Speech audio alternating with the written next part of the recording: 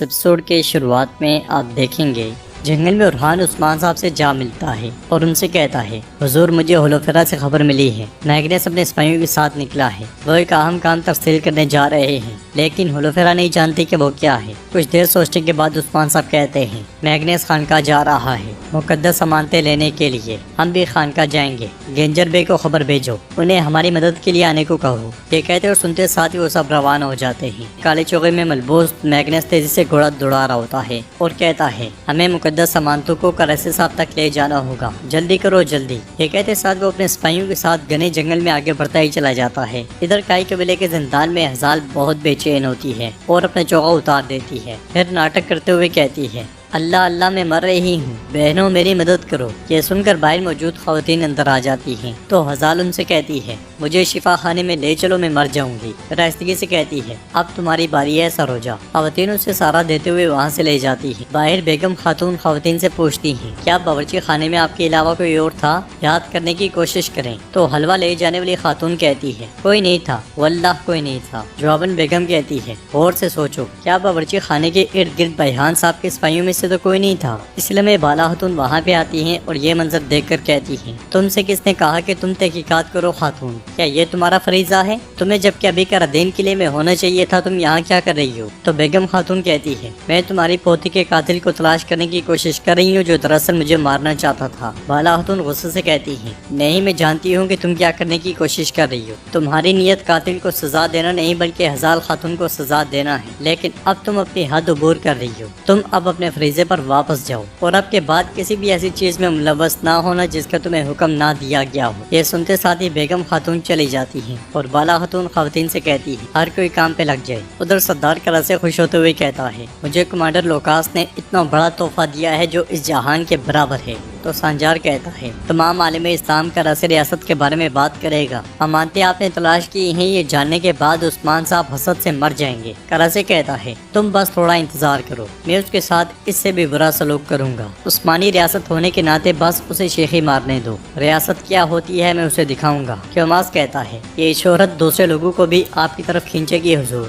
اس پر کرا سے کہتا ہے خاص کر کے بیگم خاتون، پھر دوسرے صدران میرا ہاتھ چومنے کے لیے میرے حضور تشریف لائیں گے، اس لیے میں وزیر وہاں پہ آتا ہے۔ کرا سے اس کی جانب بڑھتے ہوئے کہتا ہے میرے پاس بہت اچھی خبر ہے، آج کا دن ہمارے لیے خوشی کا دن ہے۔ وزیر بے چینی سے پوچھتا ہے امانتیں کیا آپ نے انہیں تلاش کر لیا؟ تو کرا سے کہتا ہے یہ تھوڑا مشکل تھا لیکن ہم نے اسے ڈھونڈ لیا۔ یہ سن کر وزیر اللہ کا شکر ادا کرتا ہے اور مزید کہتا ہے ہم نے آپ کو کام سونپ کر ٹھیک کیا۔ تو کرا سے کہتا ہے میں کبھی آپ کو مایوس نہیں ہونے دوں گا۔ وزیر کہتا ہے قائم المقام خلیفہ آپ کی کوششوں کا صلہ آپ کو ضرور دے گا، آپ کا نام عالم اسلام کی تاریخ میں پہلے صفحے پہ لکھا جائے گا۔ کرا سے کہتا ہے اس سے کوئی فرق نہیں پڑتا، جو چیز زیادہ ضروری ہے وہ ہے عالم اسلام کا وقار۔ بورسا میں سپاہی ہولوفیرا کو گرفتار کر کے لوکاس کے پاس لاتے ہیں۔ ہولوفیرا لوکاس سے پوچھتی ہے کمانڈر اس کا کیا مطلب ہے، مجھے فوراً چھوڑ دو۔ تو لوکاس کہتا ہے آپ کے پاس جاسوسی کبوتر ہیں اور میرے پاس محل میں پرندے، کیا آپ نے سوچا کہ مجھے پتا نہیں چلے گا؟ ہولوفیرا پوچھتی ہے کیا آپ مجھے مارنے جا رہے ہیں؟ لوکاس کہتا ہے نہیں،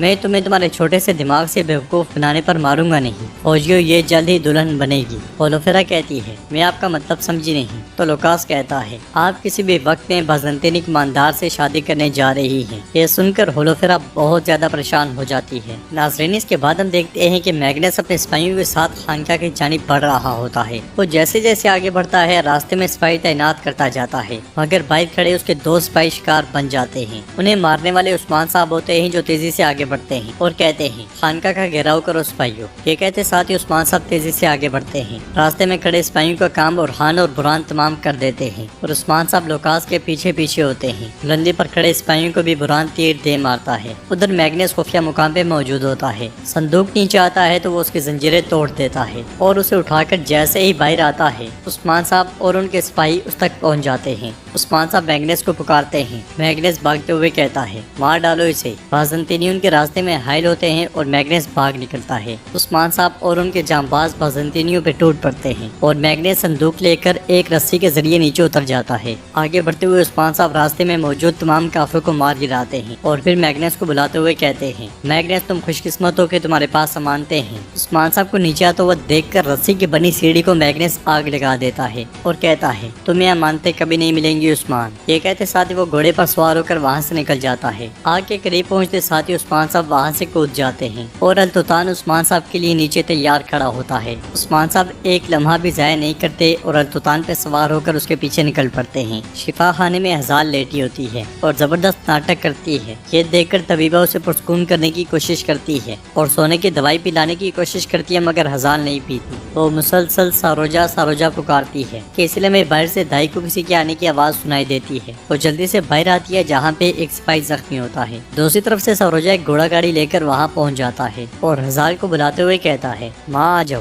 یہ سنتے ساتھ ہی ہزال کھڑکی میں سے نکل کر اس گھوڑا گاڑی پر چڑھ جاتی ہے اور ساروجا اس کے اوپر گھاس بھوس ڈال دیتا ہے اور گھوڑا گاڑی کو وہاں سے لے کر چل پڑتا ہے۔ ایک طرف بیحان بیٹھا ہوتا ہے اور خود سے کہتا ہے، اگر ہم ہزال خاتون کی بے گناہی ثابت نہیں کر سکتے تو ہم کیا کر سکتے ہیں؟ مقدر اسے سزا ملے گی۔ ہاں میں ایک بہادر آدمی ہوں، ایک سردار کے پاس خاتون ہونا ضروری ہے۔ میں بیٹھ کر صرف ماتم نہیں کر سکتا، مجھے عورت تلاش کرنی ہوگی۔ یہ کہتے ساتھ ہی وہ آس پاس دیکھنے لگ جاتا ہے، مگر اسی لمحے وہ گھوڑا گاڑی پر سوار ساروجا کو دیکھتا ہے اور پیچھے لیٹی ہوئی ہزال کو بھی وہ دیکھ جاتا ہے تو پریشان ہوتے ہوئے کہتا ہے، تم مجھے مروا دو گے ساروجا۔ یہ کہتے ساتھ ہی وہ گھوڑا گاڑی کی جانب چل پڑتا ہے اور گھوڑا گاڑی کے قبیلے سے نکلتے ساتھ ہی وہ ان کے سامنے آ جاتا ہے۔ ہزال کے منہ سے گھاس بھوس ہٹاتا ہے، پھر اس سے کہتا ہے، تم یہاں کیا کر رہی ہو؟ یہ رسوائی ختم ہو جائے گی، واپس جاؤ۔ مگر ہزال کہتی ہے، میں کبھی واپس نہیں جاؤں گی۔ یہ سن کر بیحان ساروجا سے کہتا ہے، ساروجا سواری واپس موڑو، میں نے کہا واپس جاؤ، ورنہ میں قسم کھاتا ہوں کہ میں چیخ کر انہیں بتاؤں گا کہ تم بھاگ رہے ہو۔ یہ سن کر ساروجا کہتا ہے، ٹھیک ہے حضور ٹھیک ہے۔ ناظرین اس کے بعد ہم دیکھتے ہیں کرادین قلعے میں ترکوں کے بیس میں موجود بازنطینی سپاہی پورے قلعے کے اندر بارود پھینک رہے ہوتے ہیں۔ باہر سے بیگم خاتون یوسف کے ساتھ آگے بڑھتے ہوئے کہتی ہیں، میں اس قلعے کو آس پاس کا سب سے بڑا تجارتی مرکز بناؤں گی، اس کے چاروں طرف کاروان سرائے ہوں گے۔ تو یوسف کہتا ہے،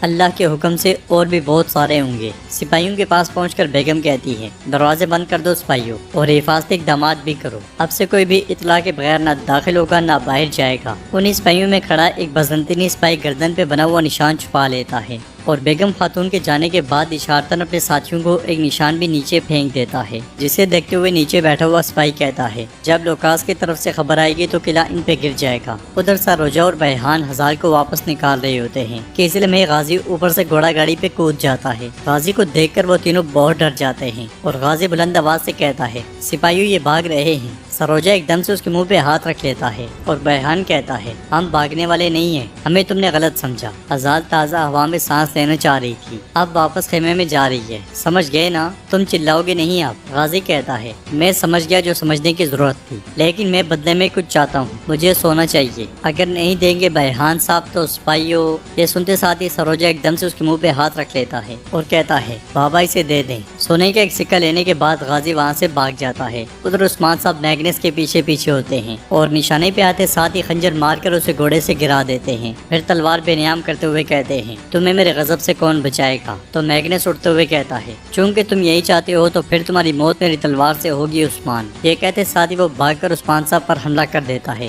مگر عثمان صاحب لات مار کے اسے گرا دیتے ہیں۔ میگنس اٹھتا ہے اور اپنی پیٹھ میں سے خنجر نکال کر مقدس امانتوں والا صندوق کھول دیتا ہے اور عثمان صاحب سے پوچھتا ہے، کیا تم مقدس امانتیں چاہتے ہو؟ میں انہیں تمہیں دے دوں گا، لیکن ٹکڑوں میں۔ یہ دیکھ کر عثمان صاحب کہتے ہیں، جرت نہ کرنا ورنہ میں تمہیں جہنم واصل کر دوں گا۔ میگنس کہتا ہے، میں ایک بار مروں گا لیکن تم بار بار مرو گے کیونکہ تم اپنی مقدس امانتیں نہیں بچا سکو گے۔ یہ کہتے ساتھ ہی وہ خنجر امانتوں میں مارنے ہی لگتا ہے کہ عثمان صاحب ایک دم سے تلوار پھینکتے ہیں جو اس کے پیٹ سے آر پار ہو جاتی ہے۔ مقدس امانتوں کے صندوق کو گرتا ہوا دیکھ کر عثمان صاحب اس کی جانب لپکتے ہیں اور گرنے سے پہلے ہی صندوق تھام لیتے ہیں۔ اس لیے میں عثمان صاحب کے سپاہی وہاں پہنچاتے ہیں اور امانتیں دیکھ کر سب بہت خوش ہوتے ہیں۔ امانتوں کو دیکھتے ہوئے عثمان صاحب درود شریف پڑھتے ہیں، ان کے ساتھی بھی ان کے پیچھے بیٹھ جاتے ہیں۔ کانپتے ہاتھوں کے ساتھ عثمان صاحب امانتوں کو ہاتھ لگاتے لگاتے خود کو روک لیتے ہیں اور سب دعا مانگنے لگ جاتے ہیں۔ امانتوں کو دیکھتے ہوئے سب کی آنکھیں نم ہو جاتی ہیں اور عثمان صاحب کہتے ہیں، یا رب تیرا شکر ہے، تیرا بے حد شکر ہے، تمام حمد و ثنا تیرے لیے ہے، تو نے مجھے یہ قیمتی امانتیں تلاش کرنے کی توفیق عطا کی۔ یا رب تو زمین و آسمان کا مالک ہے، تمام حمد و ثنا تیرے لیے، حمد و ثنا کائنات تیرے لیے، تو نے میرے جیسے بندے کو یہ عطا کی، یا رب تیرا شکر ہے، تمام تعریفیں تیرے ہی لیے ہیں، تمام تعریفیں تیرے ہی لیے ہیں۔ یہ کہتے ساتھ ہی عثمان صاحب صندوق بند کر دیتے ہیں اور ایپیسوڈ بھی اختتام پذیر ہوتی ہے۔